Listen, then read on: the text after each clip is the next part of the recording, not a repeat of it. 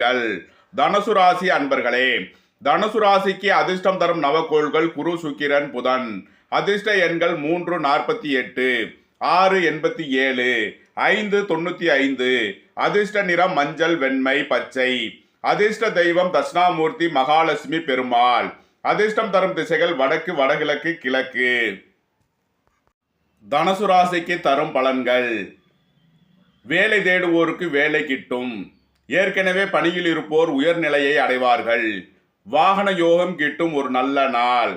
வாகன தொழில்துறையினர் நன்மைகள் அதிகம் பெறக்கூடிய ஒரு சிறப்பான நாளாக இந்நாள் விளங்குகிறது.